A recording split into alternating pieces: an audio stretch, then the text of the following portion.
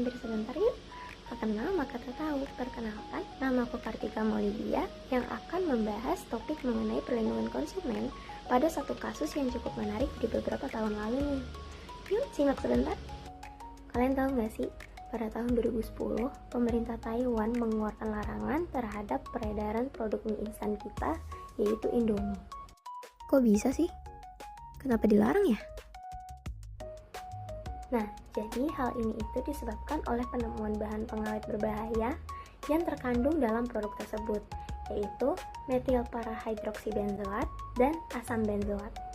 Kedua zat ini biasanya hanya diperbolehkan dan digunakan untuk produk kosmetik, tetapi ditemukan dalam produk makanan. Dan sebagai hasilnya, pemerintah Taiwan menarik semua jenis produk Indomie dari peredaran, dan tidak hanya di Taiwan.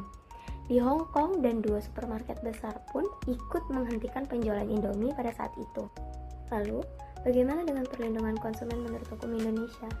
Tenang aja, kita di Indonesia memiliki Undang-Undang Nomor 8 Tahun 1999 yang membahas tentang perlindungan konsumen, dan di dalam undang-undang ini ada beberapa pasal yang relevan untuk menganalisis kasus Indomie ini.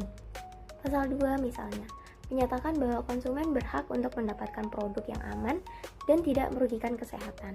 Begitu juga dengan pasal 3 yang mengharuskan produsen memberikan informasi yang jelas dan jujur tentang produk mereka. Dalam hal ini, produsen Indomie memiliki kewajiban untuk memastikan bahwa bahan yang digunakan aman dan tercantum dengan jelas pada kemasan. Namun, bagaimana dengan penyelesaian kasusnya? Apakah PT Indofood bergerak untuk menyelesaikan permasalahan? Jawabannya iya, tentu saja.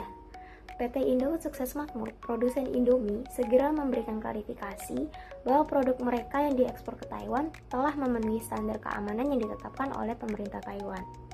Mereka juga menegaskan bahwa produk tersebut sudah memenuhi peraturan dari Departemen Kesehatan Taiwan, dan BPOM Indonesia pun menyatakan bahwa Indomie tidak membahayakan konsumen.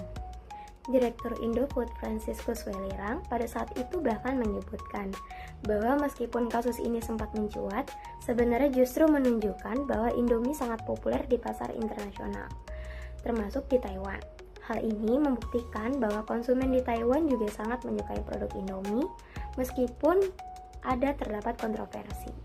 Dari kasus ini, kita bisa belajar tentang pentingnya transparansi dalam informasi produk dan tanggung jawab produsen dalam menjaga kualitas serta keamanan produk mereka.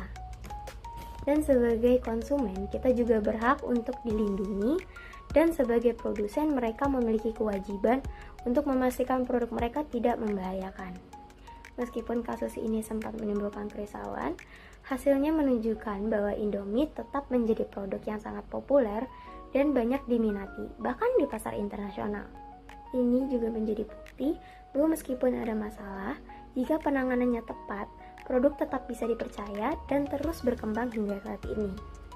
Baik, terima kasih sudah menyimak. Semoga video ini dapat bermanfaat bagi kita semua. Sampai jumpa.